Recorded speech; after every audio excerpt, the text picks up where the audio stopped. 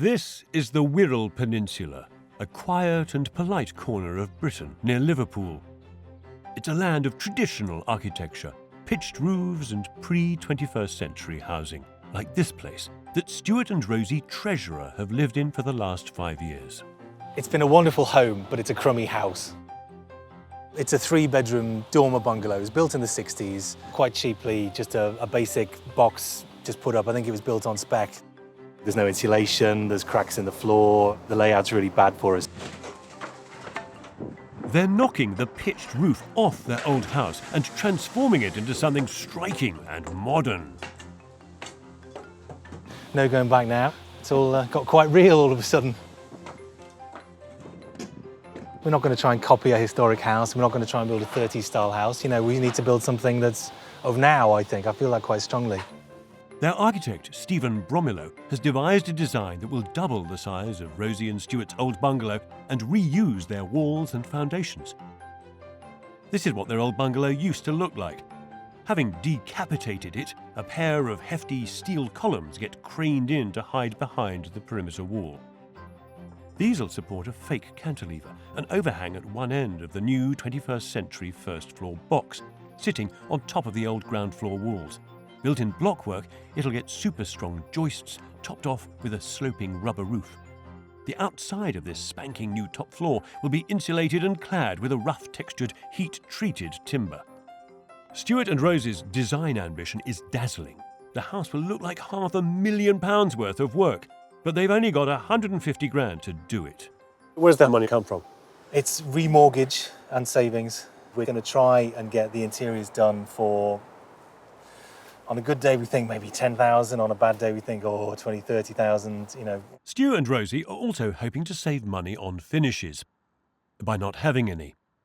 We like the sort of slightly raw, slightly pared back, you know, industrial-ish look. We really are talking super budget here, aren't we? We are. You haven't got much money? Well, we've got enthusiasm and we've got energy and, you know, we've got people who'll help us out. We'll get it done.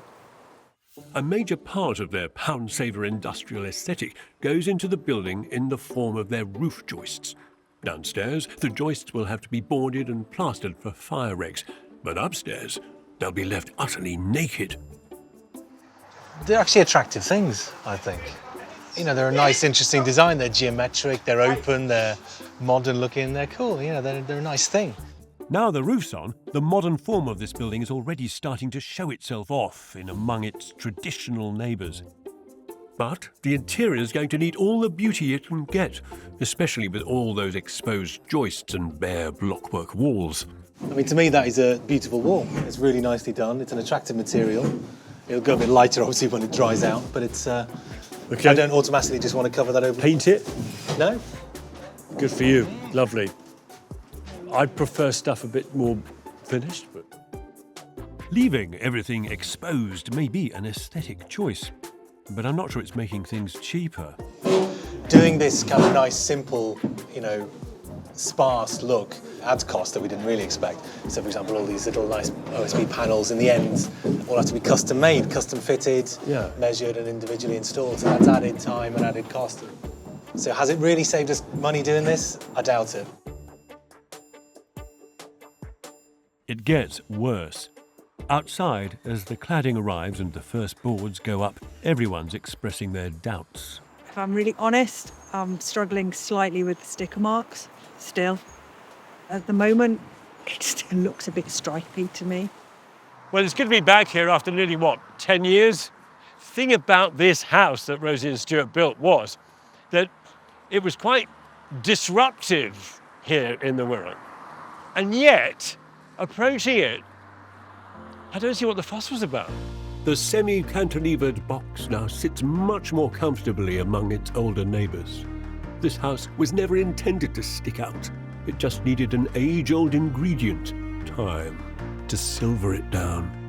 Oh! This is beautiful.